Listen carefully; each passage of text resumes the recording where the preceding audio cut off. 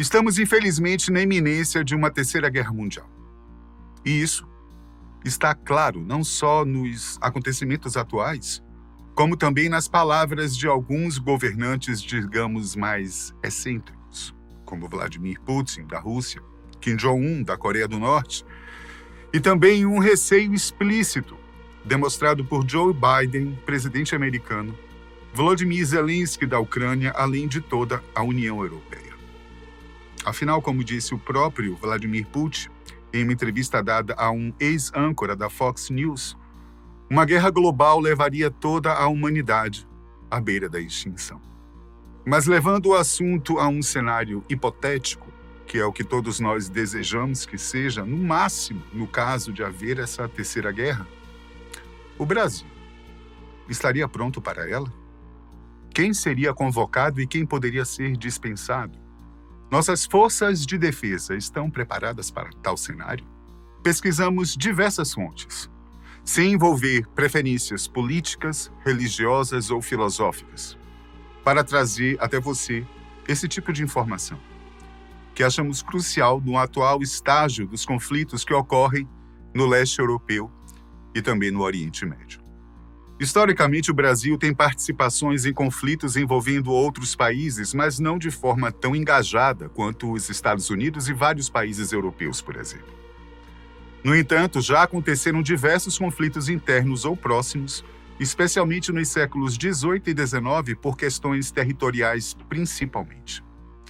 O fato de termos um histórico tímido em grandes guerras mundiais se deve ao uso da diplomacia como arma para resolvermos as questões internacionais, o que não impediu que, lá atrás, nossos soldados fossem enviados aos campos de batalha.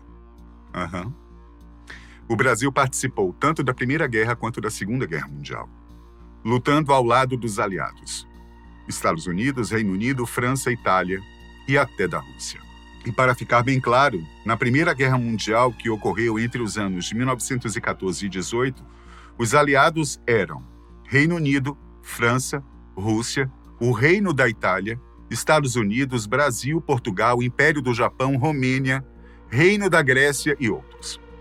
A luta foi travada contra os países do Império Central, que envolvia os impérios alemão, austro-húngaro e otomano, além do Reino da Bulgária e outros. Inicialmente, o Brasil manteve-se neutro na Primeira Guerra Mundial, buscando não restringir os seus produtos exportados na época, principalmente o café. Em outubro de 1917, após diversos ataques alemães a embarcações brasileiras, o governo do Rio de Janeiro declarou guerra à Alemanha. O chanceler brasileiro Lauro Miller, de ascendência alemã, havia renunciado pouco antes, sob pressão de manifestações populares e ataques a instituições das comunidades imigrantes germânicas estabelecidas no país. O Brasil foi o único país latino-americano que participou da Primeira Guerra Mundial. Ao término do conflito, participou da Conferência de Versalhes e foi indenizado pelas perdas que teve durante a guerra. Na Segunda Guerra Mundial, o Brasil lutou mais uma vez ao lado dos aliados, Estados Unidos, Reino Unido, União Soviética, França e China, contra as potências do eixo, que incluíam a Alemanha de Hitler, o Japão de Hirohito, a Itália de Mussolini, entre outros. O Brasil, naquela época, era presidido por Getúlio Vargas, sob um regime ditatorial e simpático ao modelo fascista italiano, e não pretendia entrar de cara na guerra. Em fevereiro de 1942, os mares do Atlântico foram palco de uma série de ataques. Submarinos alemães e italianos começaram a torpedear embarcações brasileiras. O motivo? O Brasil havia aderido aos compromissos da Carta do Atlântico, que estabelecia o alinhamento automático com qualquer nação americana atacada por uma potência estrangeira. A neutralidade brasileira, outrora teórica, agora estava sob ameaça. Enquanto o ano de 1942 avançava, os americanos entraram em cena. Incentivos econômicos e pressão diplomática levaram à instalação de bases aeronavais ao longo da costa norte-nordeste do Brasil. Mas os ataques continuavam. 21 submarinos alemães e 2 italianos afundaram 36 navios mercantes brasileiros, resultando em 1.691 náufragos e 1.074 mortes. A população indignada tomou as ruas. O governo brasileiro, não suportando mais a agressão, declarou guerra à Alemanha nazista e à Itália fascista em agosto de 1942. Havia grandes problemas no Brasil naqueles anos. Tínhamos uma população majoritariamente analfabeta, vivendo no campo. Nossa economia era focada na exportação de commodities. Nossa política internacional era tradicionalmente isolacionista, sem uma infraestrutura industrial, médico-educacional que pudesse servir de sustentação material e humana ao esforço de guerra por aquele conflito. Por tudo isso, o Brasil não apenas se viu impedido de seguir uma linha de ação autônoma no conflito, como encontrou dificuldades em assumir mesmo um modesto papel. A FEB, a Força Expedicionária Brasileira, por exemplo, teve sua formação definida na Conferência de Potengi, logo após a Conferência de Casablanca, mas a sua criação foi protelada por um ano após a declaração de guerra. No entanto, seu envio para a frente de batalha foi iniciado somente em julho de 44, quase 2 anos após a declaração.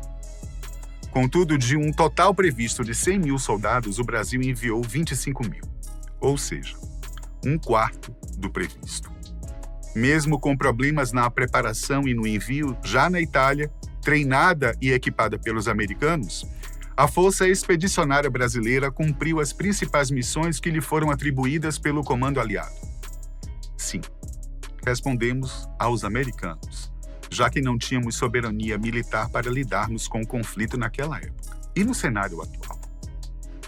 Como seria a nossa participação numa eventual guerra mundial? Mesmo que os países mais envolvidos nos conflitos não queiram expandir os limites e transformar tudo isso num terceiro evento mundial, é difícil imaginar um cenário de paz generalizado, por enquanto. Portanto, digamos que, hipoteticamente, o mundo declare guerra. Em primeiro lugar, o Brasil não tem como ficar de fora disso de uma forma passiva. Uma hora ou outra, ele será colocado contra um muro e terá que tomar uma decisão. E seja ela qual for, vamos primeiro saber quem seria convocado para ir ao campo de batalha. Evidentemente, os primeiros a serem escalados são os soldados que formam nossas forças, Exército, Marinha e Aeronáutica. À medida que for necessário, serão também chamados os servidores que atualmente prestam serviços aos Estados brasileiros, isto é, os policiais militares.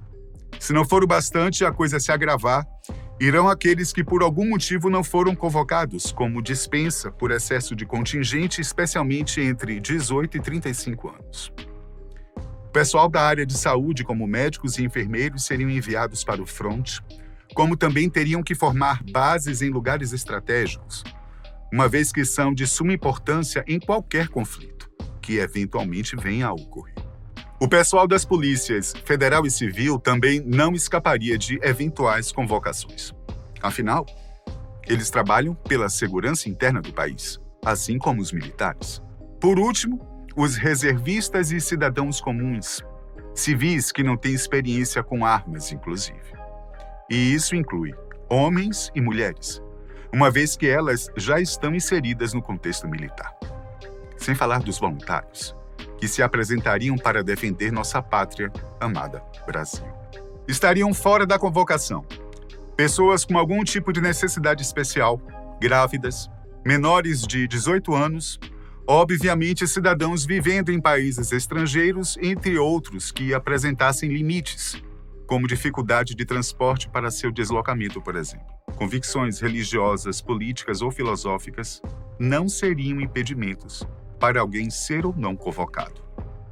Agora, boa parte da coisa toda é que o Brasil não é membro da OTAN, que é o órgão internacional que determina uma série de regras e diretrizes em casos extremos, como é a guerra. Isso quer dizer que não seria necessário ou obrigatório o país se envolver diretamente no conflito. Contudo, como eu disse antes, participamos das 2 primeiras guerras mundiais. E isso quer dizer que, muito provavelmente, o país teria que enviar ao menos parte de suas forças para o fronte. Sem falar que, em outra ocasião, por determinação do Conselho de Segurança da ONU, vários soldados brasileiros foram enviados ao Haiti, com a missão de manter a paz e a ordem naquele país em 2004. Ser completamente neutro numa ocasião tão dramática e que envolve questões mundiais seria o mesmo que assinar seu isolamento no futuro. É claro que isso não é uma regra, mas uma possibilidade. Uma vez que o Brasil é um celeiro, devido à sua agricultura e pecuária no tocante à exportação de grãos e carnes. O país poderia ser uma peça-chave na produção e manutenção dos alimentos num pós-guerra de grande magnitude. E, por isso, ser poupado em sua neutralidade. Em relação às nossas Forças Armadas, há 2 parâmetros importantes a serem colocados à mesa: a quantidade de soldados na ativa e o investimento no país nos 3 setores, que são Exército, Marinha e Aeronáutica. Elas contam com cerca de 300 mil praças, além de milhares de oficiais e generais, almirantes e brigadeiros responsáveis pelo comando desse contingente. Por mais que muitos pensem que nosso pessoal não teria muitas chances, a realidade é outra. Pois são homens e mulheres muito bem preparados para lidar com situações diversas e extremas, especialmente no que tange à segurança e soberania do país. Aliás, o treinamento é constante, uma vez que o país investe bem no setor. Em termos de equipamentos, o inventário inclui 5 submarinos, 48 aviões de ataque AMX e 296 tanques, entre outros. Os números comprovam que somos uma potência militar regional, com mais homens e lançadores de foguetes do que muitos outros países. Segundo o site Instituto Liberal, o Brasil investe cerca de 1,19% de seu PIB nas Forças Armadas, o que significa que estamos no meio do caminho dos países que mais investem nas forças militares, o que é um pouquinho acima da média geral. E isso significa que, de um PIB de 7,3 trilhões de reais, o país investiu algo em torno de 86 bilhões de reais. Os dados são de 2019, de acordo com o site. Estamos acima até mesmo do Canadá, da Alemanha e da Itália, numericamente falando. A costa brasileira, com suas grandes cidades litorâneas, está devidamente protegida, uma vez que essas cidades abrigam importantes bases terrestres, aéreas e marítimas. Na América do Sul, não há exército mais bem preparado para lutar na selva do que o nosso, caso a invasão venha pela floresta amazônica. A capital, Brasília, é um pequeno território cercado por vários estados, além de ter a base aérea bem próxima na cidade de Anápolis, em Goiás. Chegar até ela é praticamente impossível ou, no mínimo, uma tarefa de altíssima complexidade em um provável ataque estrangeiro. Sem falar que o território brasileiro é gigantesco em comparação com outros países europeus, principalmente. Pontos importantes para um provável adversário seriam, sem dúvida, nossas usinas hidrelétricas. Mas alcançá-las e atingi-las não seria também tão fácil quanto se possa parecer. Enfim, a conclusão é que, além de a possibilidade de o Brasil entrar numa eventual Terceira Guerra Mundial ser ínfima, sem dúvida, não seria facilmente perturbado ou combatido. O brasileiro, diferentemente de muitas outras nacionalidades, não é tão passivo quanto possa parecer. E muito menos tão despreparado para enfrentar as crises, tenham elas as dimensões que tiverem. E você? Como é que você vê essa situação toda? Você acredita no seu país quando se trata de soberania e defesa? Conta aí pra gente. Até a próxima.